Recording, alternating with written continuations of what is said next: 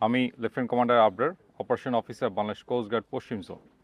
গত 2 জানুয়ারি 2026 তারিখ শুক্রবার বিকেল 3টায় সুন্দরবনের গোলকানন রিসোর্ট হতে কানুরখাল সংলগ্ন এলাকায় কাঠের বোট যোগে ভ্রমণকালে 5 জন পর্যটক, একজন মাঝি এবং রিসোর্ট মালিকসহ 7 জন ব্যক্তিকে ডাকাত মাসুম মৃধার নেতৃত্বে একটি ডাকাত দল জিম্মি করে। ডাকাত দল 3 জন পর্যটক ও মাঝিকে মুক্তি দিলেও 2 জন পর্যটক এবং গোলকানন রিসোর্টের মালিককে জিম্মি অবস্থায় সুন্দরবনের অজ্ঞাত স্থানে নিয়ে যায় এবং 40 লক্ষ টাকা মুক্তিপণ দাবি করে। পরবর্তীতে রিসোর্ট কর্তৃপক্ষ বিষয়টি কোস্টগার্ডকে অবহিত করে। প্রাপ্ত তথ্যের ভিত্তিতে কোস্টগার্ড, নৌবাহিনী, পুলিশ ও র্যাবের সমন্বয়ে সুন্দরবনের বিভিন্ন এলাকায় সাঁড়াশি অভিযান এবং গোয়েন্দা নজরদারি জোরদার করা হয়। অভিযান চলাকালীন গত 3 জানুয়ারি 2026 তারিখ ডাকাত মাসুমের সহযোগী কুদ্দুস হাওলাদার, মোহাম্মদ সালাম বক্স এবং মহারাজ হাওলাদারকে সুন্দরবনের গোলকানন রিসোর্ট সংলগ্ন বিভিন্ন এলাকা থেকে আটক করা হয়।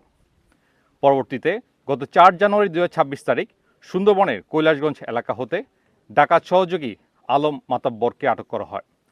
এখানে উল্লেখ্য, ডাকাতদের সাথে যোগাযোগ রক্ষা এবং জিম্মিদের নিরাপত্তার জন্য জিম্মিদের পক্ষ থেকে বিভিন্ন ধাপে আনুমানিক 1,33,000 টাকা বিকাশের মাধ্যমে প্রেরণ করা হয়।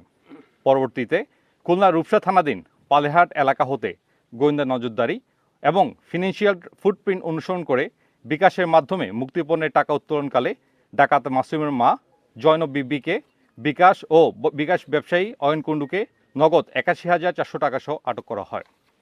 অতঃপর গত 4 জানুয়ারি 2026 তারিখ সন্ধ্যা 7টায় সুন্দরবনের গাজী ফিশারিজ সংলগ্ন এলাকা হতে ড্রোন সার্ভেলেন্সের মাধ্যমে জিম্মিকৃত 2 জন পর্যটক এবং গোলকানন রিসোর্টের মালিককে নিরাপদে উদ্ধার করা হয়। উদ্ধারকৃত 2 জন পর্যটক এবং একজন রিসোর্ট মালিককে আমরা উদ্ধার করে আমাদের জিম্মায় নিয়ে আসি।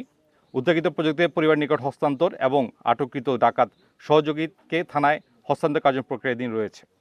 সুন্দরবন ও উপকূলীয় অঞ্চলে পর্যটক সহ সাধারণ জনগণের নিরাপত্তায় নিশ্চিতে কোস্টগার্ড ভবিষ্যতে এই ধরনের কার্যক্রম অব্যাহত থাকবে। নতুন এবং ফিরে আসা গ্রাহকদের জন্য নগদে চলছে ক্যাশব্যাক সহ প্রতিদিন হাজারো উপহার জেতার সুযোগ। হবে আশা আর ফেরা, সারপ্রাইজ সেরা।